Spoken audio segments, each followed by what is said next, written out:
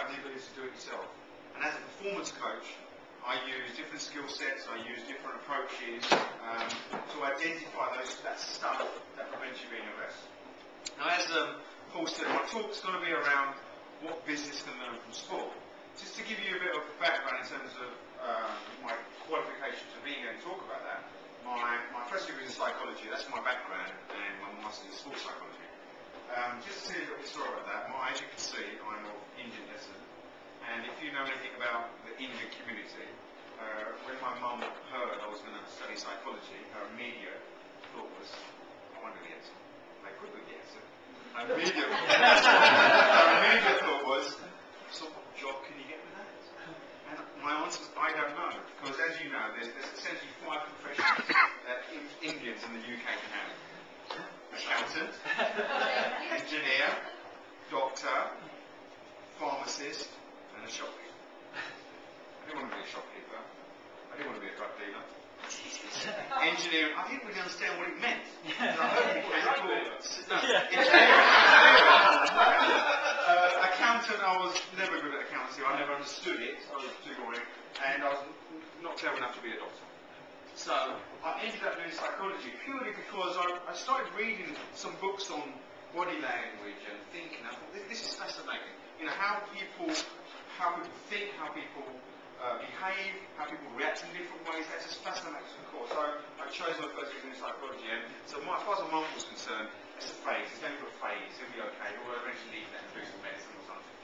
Anyway, I eventually left, and within 6 months, I got a job teaching psychology. She thought, that's what you do when you learn psychology. You go and teach other people to do psychology. See, the relief in the place is unreal.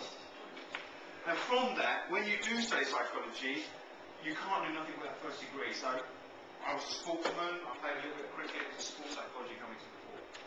And over the years, I taught for 4 years. I went into business. I went into working for someone into sales for 9 years. And 2 years ago, I started this company. My passion is working with sports people and working with schools and teachers. I do work with businesses, but they're my 2 passions. So what can you learn? What can business learn from sport?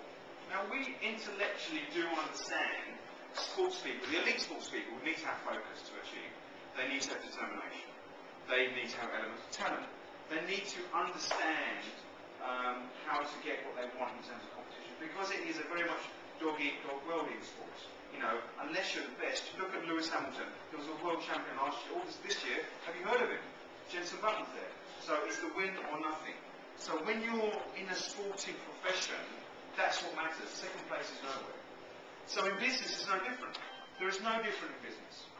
And essentially, when you look at sport, business look at sport and say, yeah, what can we learn from that? And you get speakers coming in, you get Steve Redquest, Chris Akabusa of the world, and they talk about how they went through adversity, how they focused on what they needed, how they looked at alleviating all the stuff in their lives for this one goal.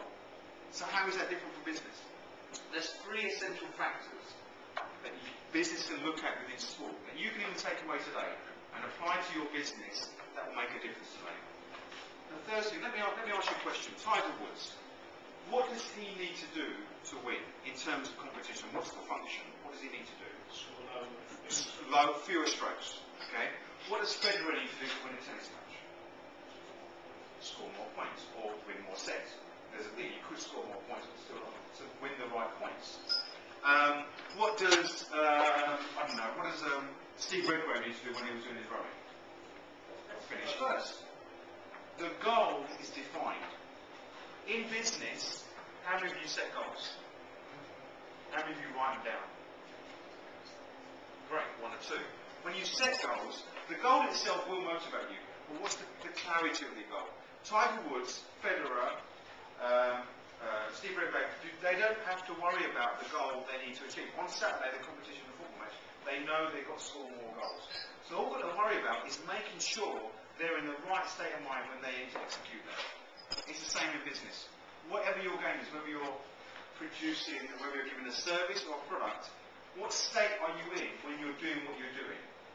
What preparation have you put in? Do you have clarity about exactly what you want to achieve? Goals are great. The biggest failure when people look at goals is the clarity of your goals. Is it measurable?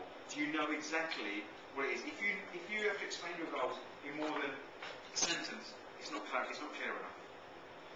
The second part in terms of business is what sports people do. Can they decide when their competition is? Do they decide when the football match is played? No. It's set by some governing body.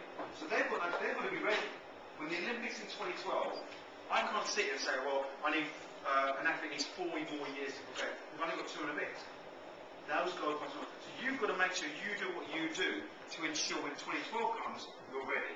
It's the same in business. If you set clarity in terms of goals and know what you want to achieve, and you stick to that, you're more likely to achieve your goals. So what do sports people need to do? The second part, after clarity of goals, is be prepared and more importantly have patience. In the sporting arena, the biggest factor that impairs performance, that is out of their control, is injuries. So how they cope with the injuries is a massive thing. The equivalent in business is cash flow, is customers, is the stuff in the government, is the banks. These things we don't have complete control over. However, we allow those entities to impact on your performance. Look at how the sportsman's reaction to their injury has a massive impact on how they perform when they're fit again.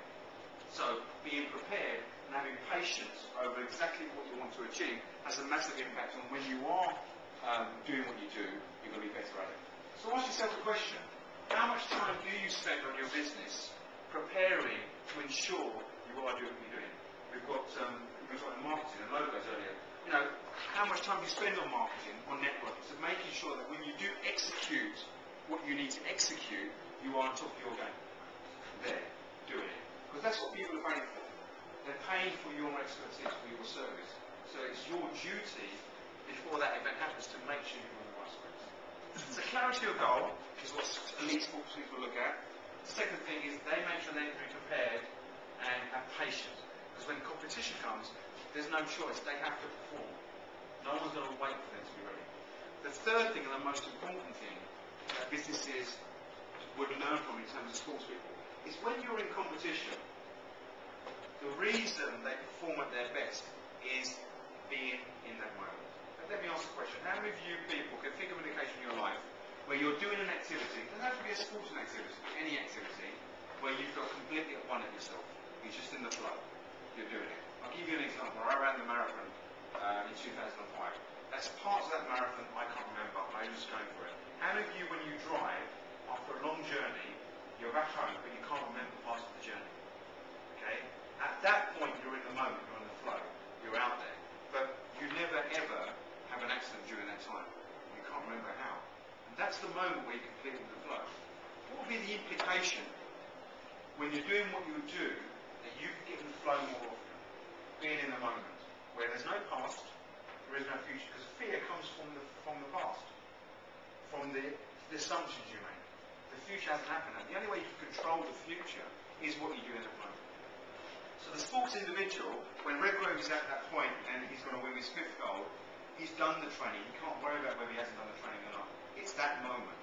So all he has physical control over is what he does in the next whatever number of meters it was. And if he focuses on ensuring he's the best at the moment, he's got a greater chance of being first in the line. Being in the moment. So, ask yourself the question. Look at your goals. Do nothing else. Ask yourself, how clear are they? Do you have clarity about what your goals are? Second question to ask yourself is, whatever your business is, whatever your goals are, how prepared are you, and how much patience do you have about achieving what you need to achieve? Don't try and run before you can walk. Don't try and run at all. If you just walk, you'll get there. And the third thing is, ask yourself the question, how often do you allow yourself just to be in the moment? Think about this again. I'm sitting here talking to you. You might have things to do after this event. You have no control over those things at this moment in time. So when you're here speaking to your fellow colleagues, networking, completely be with them. Be in the moment. Because when you're listening to them, you'll get so much information back. So, clarity of goal, be prepared and patient, and be in the moment. Make your now wow. Make your minutes miracles. Make your days